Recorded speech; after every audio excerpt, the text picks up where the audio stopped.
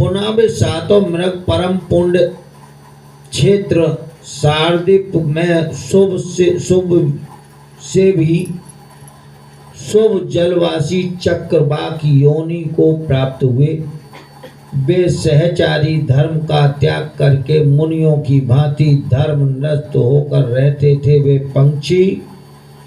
वो पक्षी निसंग निर्मम शांत निर्बुद्ध निष्प्रभ ग्रह निवृत्त तथा निवृत्त नाम वाले थे।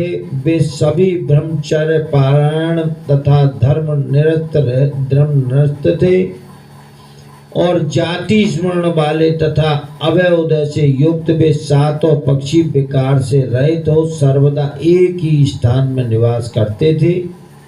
उन्होंने ब्राह्मण योनि में जो गुरु के प्रति देवपूर्ण मिथ्या आचार किया था, इस कारण उन्हें पक्षी योनि प्राप्त हुई, किंतु श्राद्ध करने के कारण उन्हें ज्ञान बल रहा। उन्होंने व्यवस्थित होकर पितरों को प्रसन्न करने के निमित्त श्राद्ध किया, इसलिए उन्होंने क्रम से उत्कृष्ट गुणों से युक्त ज्ञान तथा जाति को प्राप्त किया। पूर्व जन्मों में गुरुकुलों में उन्होंने जो ज्ञान सुना था, वही ज्ञान उनमें भी बना हुआ था। अतः सबको ज्ञान का अभ्यास करना चाहिए और उस योनि में वे पक्षी सुमना, सुवाक, शुद्ध, पंचम, छिद्र दर्शक, स्वतंत्र और सुयज्ञ नाम वाले थे। हे महामुनि, वन में विचरण करने वाले उन धर्मात्मा पक्षियों के समान जो सुंदर घटना घटी, उसे आप सुने। नीप देश का बड़ा प्रभावशाली तथा श्रीमान राजा विभाज्र एक समय अंतपुर की स्त्रियों से युक्त हो उस वन में आया। सुख संपन्न तथा राज शोभा युक्त उस राजा को आया हुआ देखकर स्वतंत्र नाम उस चक्रवा ने ये इच्छा की कि इस निश्चल तप एवं निरंतर उपवास से मैं अत्यंत शिथिल हो गया हूँ।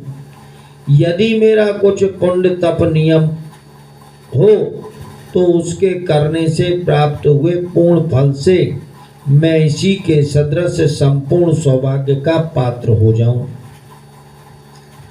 मार्कंडे जी बोले, उसके बाद दोनों सहचरी चकवों ने कहा कि हम दोनों तुम्हारे राजा होने पर तुम्हारे प्रिय निधैसी मंत्री होवें, तब ऐसा ही हो। ऐसा उसने कहने से उस योग आत्मा की वैसी ही गति हो गई, जिससे दोनों चकवाओं ने मंत्री होने के लिए अपनी बात की थी।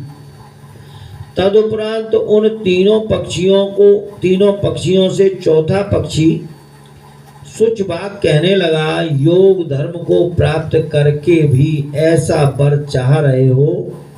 तुम कर्म की बात कह रहे हो, अर्थात कर्म बंधन में बंधना चाहते हो, तो अब मैं जो कह रहा हूं उसे सुनो। हे तात,